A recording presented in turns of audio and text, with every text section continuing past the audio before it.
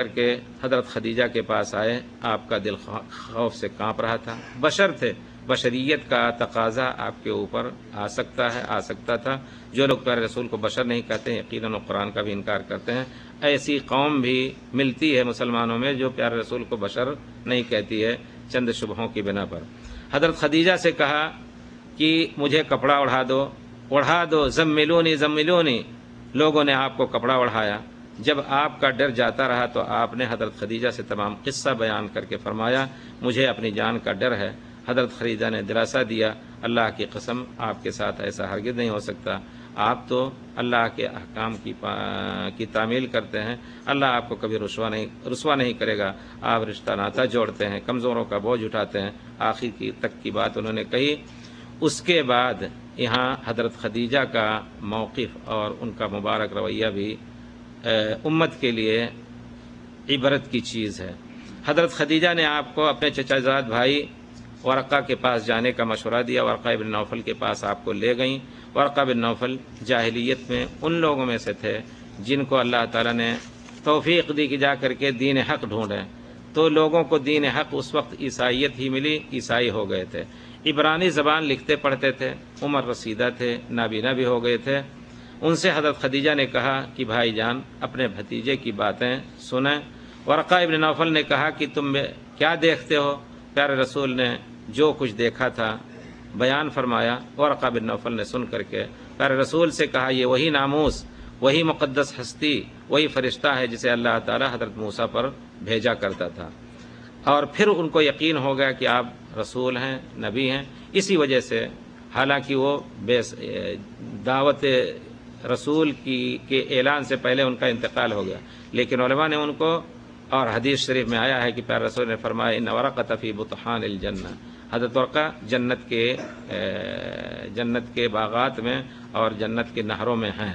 تو صحابہ کرام کے تراجم میں حضرت ورقہ ابن نوفل کا ذکر اصحابہ وغیرہ میں ہے. انہوں نے کہا کاش میں اس وقت جوان ہوتا، توانا ہوتا، کاش اس وقت میں زندہ رہتا جبکہ تمہاری قوم تمہیں اس شہر سے نکال دے گی. آپ نے ورقہ سے پوچھا کیا یہ لوگ مجھے میرے شہر سے نکال دیں گے؟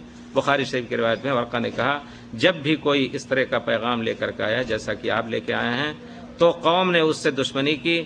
اگر میں نے تمہارا زمانہ پا لیا تو میں بھرپور تمہاری مدد کروں گا. اس حادثے کے بعد کچھ ہی دنوں کے بعد حضرت ورقہ کا انتقال ہو جاتا ہے اور کچھ دنوں کے لیے وحی کا سلسلہ منقطع ہو جاتا ہے.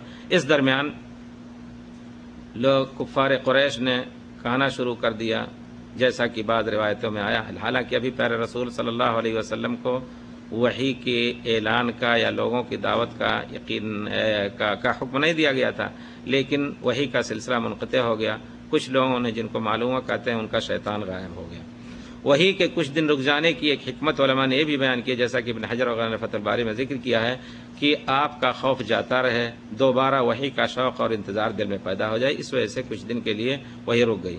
اس واقعے میں بھی عبرت و نصائح کے جو بعض پہلو ہیں وہ یہ ہیں کہ اللہ رب العزت نے پیارے رسول صلی اللہ علیہ وسلم کو اس وقت اس رس بھری جوانی میں جبکہ آدمی کو گمراہی کے بہت سے مواقع ہوتے ہیں اللہ تعالی نے توفیق دی اور آپ نے پوری دنیا سے کٹ کر کے اللہ کی عبادت کا ایک طریقہ جو اللہ نے دل میں ڈالا وہ آپ نے نکالا، اس کی توفیق دی.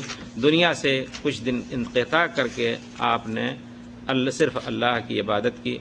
بعثت نبوی کے اس خلوت سے پہلے اس طرح کی خلوت کی مشروعیت تو تھی کہ آدمی گھر بار چھوڑ کر کے صرف عبادت ہی کر کے کچھ دن کے لیے پیارے رسول کے زمانے سے پہلے اس طرح کی ایک رواج تھا کرتے تھے. لیکن اسلام کے بعد پھر کبھی یہ ثابت نہیں ہوا کہ پیارے رسول صلی اللہ علیہ وسلم غار حرا گئے یا آپ نے مہینوں گھر اور بال بچوں سے دور ہو کر کے خلوت کی یا آپ نے لوگوں کو اس پر ابھارا. بلکہ لا رہبانیت فی الاسلام، اللہ تعالیٰ نے بھی فرمایا ورہبانیۃ ابتدعوها، رہبانیت اسلام میں نہیں ہے اور رہبانیت ایک بدعت ہے. اس کا بدل جو پیارے رسول صلی اللہ علیہ وسلم نے استعمال کیا خلوت کے لیے غار حرا میں، اس کو اسلام میں اعتکاف کے نام سے چند دنوں کے اعتکاف کی مشروعیت کی شکل میں باقی رکھا گیا۔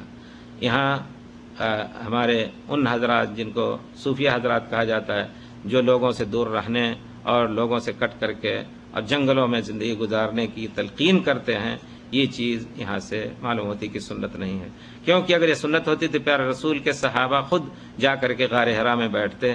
بعد میں یہ سنتیں دیکھی، ہم مکے کی تاریخ پڑھ رہے تھے تو لوگوں نے اس میں بھی ایک تفنن کیا کہ بہت سے لوگ، حالانکہ عقیدے میں دیکھا جائے تو بہت ہی غلط عقیدے تھے ان کے، لیکن چونکہ قرآن اور حدیث کے پڑھنے سننے کا ایک برکت لینے کی رغبت میں لوگ پڑھا کرتے تھے حدیث، اگرچہ بہت سی چیزوں پر حدیث کے عمل نہیں ہوتا تھا، بعض عقائدی مسائل میں بھی حدیث کے خلاف ہوتا تھا، اور مذاہب میں بھی بہت سی چیزیں احادیث پر عمل نہ کر کے، لیکن حدیث کو پڑھے بغیر کسی کی پگڑی نہیں بندھتی تھی پرانے زمانے سے۔ تو میں العقد الثمین فی تاریخ البلد الامین پڑھ رہا تھا، تو 8ویں صدی ہجری کے بعد لوگوں کا ذکر ہے کہ وہ جا کر کے کعبہ شریف، وہاں غار حرا میں جا کر کے اور بخاری شریف کا درس وہاں لیتے تھے۔ یہ چیز بھی شرعی طور پر صحیح نہیں کہا جائے گا۔ تو اب وہ خلوت اسلام میں اعتکاف کی شکل میں اللہ رب العزت نے مشروع فرمایا، ہر شخص کے لیے مشروع فرمایا کہ سال کے کچھ دن اللہ کے ساتھ خلوت کریں، دنیا کی شواغل سے دور رہ کر کے شہوت نفس پر پابندی کرتے ہوئے تزکیہ نفس طلب کریں۔ یہاں تک کہ اس موقع پر آدمی اپنے اس اعتکاف کو بیوی سے مل کر کے باطل نہیں کر سکتا۔ اللہ تعالیٰ فرماتے ہیں کہ کیا ہے، وَأَنْتُمْ عَاكِفُونَ، اس سے پہلے وَلَا تُبَاشِرُوهُنَّ وَأَنْتُمْ عَاكِفُونَ فِي الْمَسَاجِدِ تِلْكَ حُدُودُ اللَّهِ فَلَا تَقْرَبُوهَا۔ جب تم اعتکاف کی نیت سے مسجد میں بیٹھ جاؤ تو عورتوں کے قریب اور عورتوں سے جماع یا خلوت نہ کرو۔ عورتیں آ کر کے آپ کی خلوت گاہ اعتکاف گاہ میں مل سکتی ہیں۔ حضرت صفیہ رضی اللہ تعالی عنہ پیارے رسول سے ملنے آتی تھیں۔ پھر نوجوانوں کے لیے یہاں بھی نصیحت ہے کہ طریق نبوی کے مطابق اللہ کی عبادت میں زندگی بسر کریں۔ قیامت میں ان کے لیے بلند درجے کی خوشخبری ہے۔ سبعۃ یظلھم اللہ فی ظلہ یوم لا ظل الا ظلہ۔ 7 یا کچھ قسم کے افراد ایسے ہیں کہ قیامت کے دن جہاں سخت گرمی ہوگی، آسمان سوا نیزے پہ ہو کر کے اپنی پوری تمازت چھڑکتا ہوگا، پھینکتا ہوگا، لوگوں کے دماغ کھولتے ہوں گے، اس وقت سائے کی ضرورت ہوگی۔ کچھ لوگ ایسے ہوں گے جن کو اللہ تعالیٰ اپنا خاص سایہ دیں گے، اس میں سے ایک شخص ہوا ہے شاب نشأ فی عبادت اللہ، وہ نوجوان ہے جس نے اپنے کو اللہ کے حوالے کر کے اپنی جوانی کو اللہ کی عبادت میں گزارا ہے اس نے۔ کچھ لوگ ایسے ہیں جنہیں قیامت کے دن اللہ کا رب العزت کا سایہ ملے گا، وہ نوجوان ہے جو اللہ کی عبادت میں شب و روز گزار رہے ہیں۔ دوسری طرف اس واقعے نزول وحی میں یہ بھی عبرت ہے کہ میاں بیوی کا ایک دوسرے کا خیر خواہ، غم گسار اور وہی خواہ ہونا چاہیے۔ عورتوں کی ہتک یا عورتوں کو ناقابل اعتنا سمجھنا یہ شریعت کی چیز نہیں ہے۔ پیارے رسول کے احوال دیکھا جائے تو آپ عورتوں کو سر پہ اٹھاتے تھے اور ان کا خاص خیال رکھتے تھے، ان کی تلخ ترش باتوں کو برداشت کرتے تھے۔ آج کا زمانہ ہے کہ آدمی آپے سے باہر نہیں رہتا، اس کمزور عورت کے سامنے سوائے ایک حل کے طلاق بولنے کے اور کوئی حل ان کے سامنے نہیں ہوتا۔ پیارے رسول کو عورتوں نے زک دیا، کچھ طلب کیا ایسی چیزیں جو پیارے رسول کے پاس نہیں تھی۔ پیارے رسول ناراض ہو کر کے 1 مہینے کے لیے آپ نے ان سے خلوت اور قسم کھا لی کہ نہیں قریب ہوں گے، لیکن طلاق کا لفظ نہیں بولا۔ عورت کو کوئی پریشانی لاحق ہو تو شوہر کو اس کو دلاسا دینا چاہیے، اطمینان دلائے، اس کی وحشت اور خوف کو غلط کرنے کی کوشش کرے۔ شوہر کو کوئی غم ہو لاحق ہو تو عقل مند عورت کو چاہیے کہ شوہر کا ہاتھ پکڑے، مدد کرے، غم میں شریک ہو۔ یہ مقصد نکاح و زواج ہے۔ اللہ تعالیٰ فرماتے ہیں وَمِنْ آيَاتِهِ أَنْ خَلَقَ لَكُم مِّنْ أَنفُسِكُمْ أَزْوَاجًا لِتَسْكُنُوا إِلَيْهَا وَجَعَلَ بَيْنَكُم مَّوَدَّةً وَرَحْمَةً إِنَّ فِي ذَلِكَ لَآيَاتٍ لِقَوْمٍ يَتَفَكَّرُونَ۔ اللہ تعالیٰ کی نشانیاں ہے کہ تم ہی میں سے اللہ تعالیٰ نے تمہاری بیویاں پیدا کی تاکہ تمہیں سکون اطمینان ملے، اور تمہارے درمیان اللہ تعالیٰ ایسی محبت اور رحمت پیدا کر دی ہے کہ اس سے اگر نکاح کے ذریعے سے اگر نہ ہو تو اور اس طرح کی محبت نہیں پیدا ہو سکتی کسی کے درمیان۔ ان فی ذلک لآیات لقوم یتفکرون، اس میں سوچنے والوں کی نشانیاں ہیں۔ حضرت خدیجہ نے کس طرح آپ کو اطمینان دلایا، آپ کے غم کے دور کرنے کے لیے کس طرح پریشان ہوئیں، اللہ کے اچھے کاموں کا ذکر کر آپ کا دل باندھا۔ بہرحال وقت شاید ختم ہے، اللہ تعالیٰ جزائے خیر دے۔ چونکہ موضوع دیا تھا بھائی نے صرف وقائع نبوی کے سرد اور بیان کرنے کا نہیں، اس کے ساتھ ساتھ بہرحال ہمیں عبرت و نصیحت بھی لینی ہے۔